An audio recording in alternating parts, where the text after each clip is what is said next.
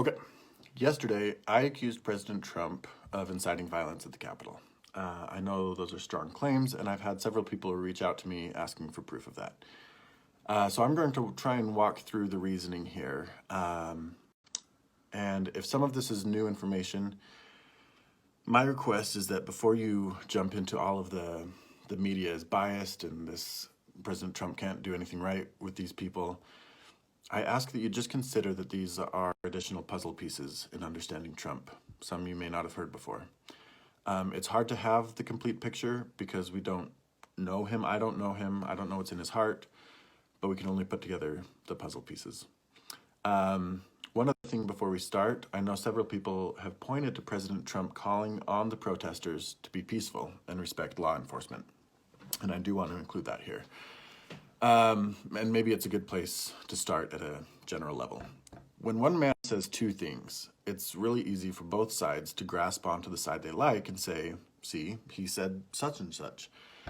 And when a man says 1,000 things all the time, it just gets more complicated. But when it comes to the president, I think it's really important to consider how all groups are going to interpret his words. Here's a common bell curve, right? In the middle is the majority of Americans. Republicans, Democrats, Independents, they're all sane, rational people. This is the majority of the country. Out here on the fringes, you've got QAnon, the Proud Boys, neo-Nazis, all these crazy conspiracy groups. And what they hear is often different from what the majority of sane Americans hear. We know this because at one of the debates, Trump was asked about the Proud Boys. He deflected for a little bit and then he denounced them, told them this. Listen, right, Proud Boys, stand back and stand by. Stand back and stand by. Now, the majority of America, this middle of the bell curve, heard him denounce them. But the Proud Boys latched onto the part where he said, stand by.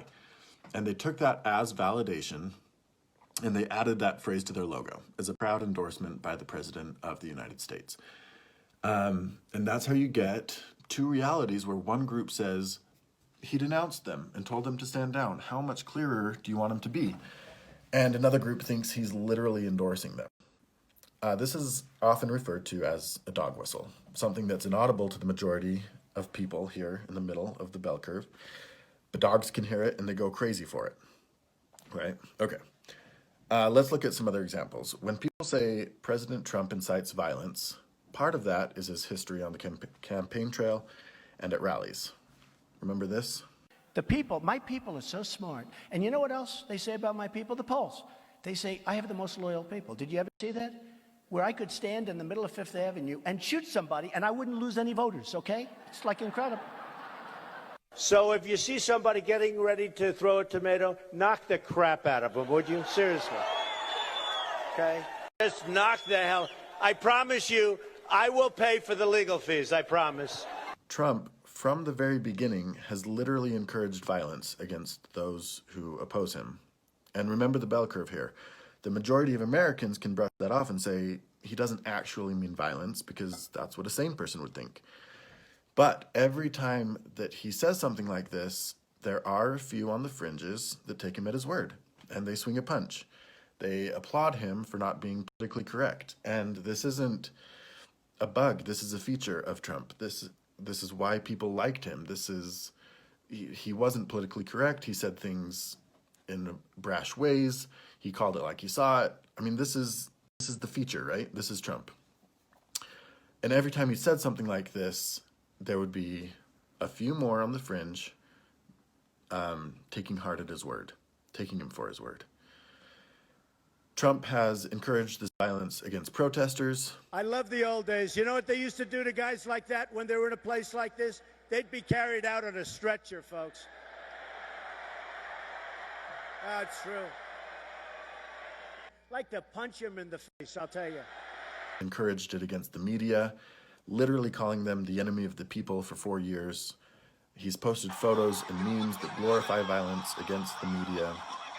Right, okay. Caesar Sayak was a guy who mailed 16 inoperative pipe bombs to Democratic leaders and referred to Trump as a surrogate father. Again, Trump did not tell this man to mail those pipes. That's not what I'm saying. But something Trump said was understood by this man to be an endorsement of such violence. Here's another example. In 2015, two guys attacked a homeless man who happened to be a permanent resident of the United States of Mexican descent.